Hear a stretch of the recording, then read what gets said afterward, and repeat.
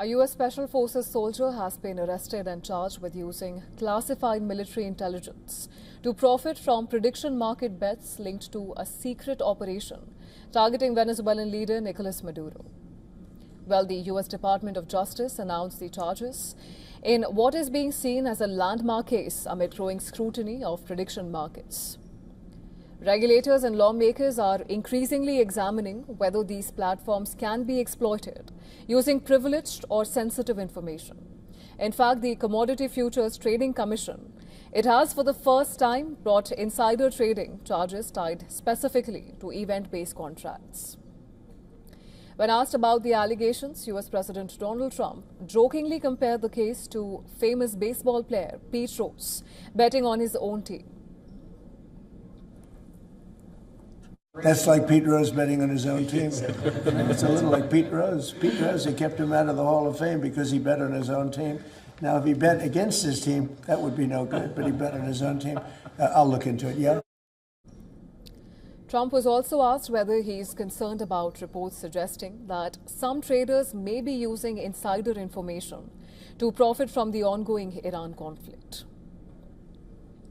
The whole world, unfortunately, has become somewhat of a casino. And you look at what's going on all over the world, in Europe and every place they're doing these betting things. I was never much in favor of it. I don't like it. At the center of the betting case is Master Sergeant Gannon Ken Van Dyke, an active duty soldier based at Fort Bragg, North Carolina.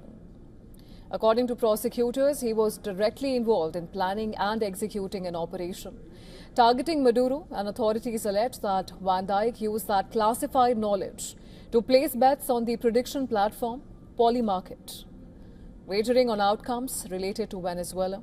FBI says he placed 13 bets, investing more than $33,000 and ultimately profiting over $400,000.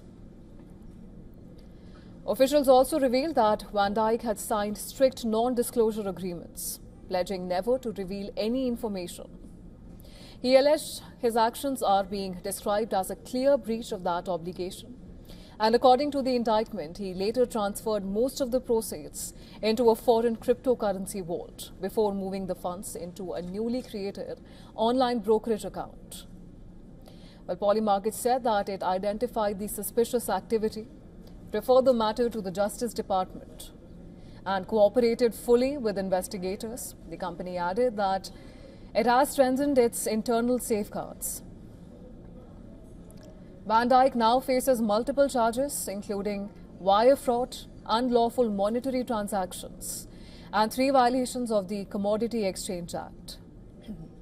If convicted, he could face decades in prison.